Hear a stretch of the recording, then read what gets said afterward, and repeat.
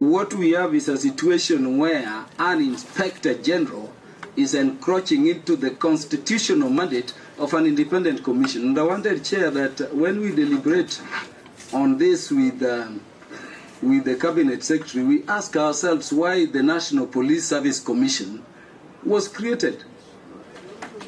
We have situations where people are being recruited based on favoritism. We had situations where people were being promoted based on who you know. We had Makondes in the police service, people being recruited today and they are top there, bosses of their trainers yesterday. And then we had people stagnating.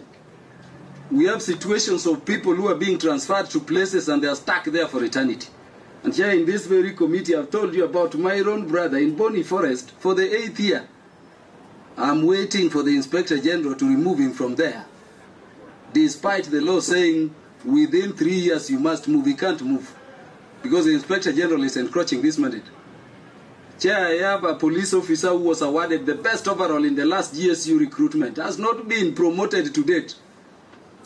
Why? Because the Inspector General is encroaching the mandate of a team of people, which includes him, who should, properly discuss who should be promoted or not. And Chair, I wanted to say that is the reason as to why we created the commission. That there will be people, including the Inspector General, not a single individual determining who is promoted, who is transferred, who is recruited, who is disciplined, including removal. So my view, Chair, is that if we looked at the genesis of the commission, check also Article 245 sub-article 4, it says the Cabinet Secretary can direct the Inspector General. The National Police Service Commission, in addition to being established under 246, is established under Article 248 among the independent commissions. And Madam Chair, I would request that our respective legal teams look at 249 2B. All those commissions cannot be directed by anybody. They are subject to the Constitution and the law. So that we should not, lead the Cabinet Secretary to think that he can direct this commission, even on matters policy. He can't. What is the reason? You can direct on policy, Inspector General, but not this commission. Because of securing, fairness over the issues of recruitment, transfer, promotion, and everything. Chair, I therefore disagree that the promotions which the IG purported to do can be sanitized. Those promotions, even if they have not been stopped by the courts, are nullities at law. And I think we will be sanctioning the unfair practices which has gone into the issues of promotion and recruitment in the country.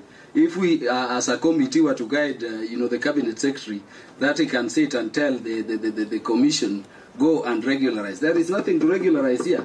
If there is any promotion which was done by the Inspector General, they are nullities in law. They must be annulled. And Madam Chair, for once, I would request that as a committee, we stand our foot down.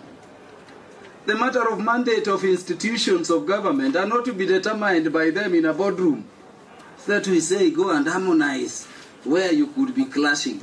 Mandates are conferred by the Constitution and the law. And mandates in respect of these officers, in my respectful view, Chair, are very clear. There is nothing for deliberation. Those discussions going on now within the Commission, if they concern sanitizing these promotions, I think it is misuse of time. I thank you, Chair.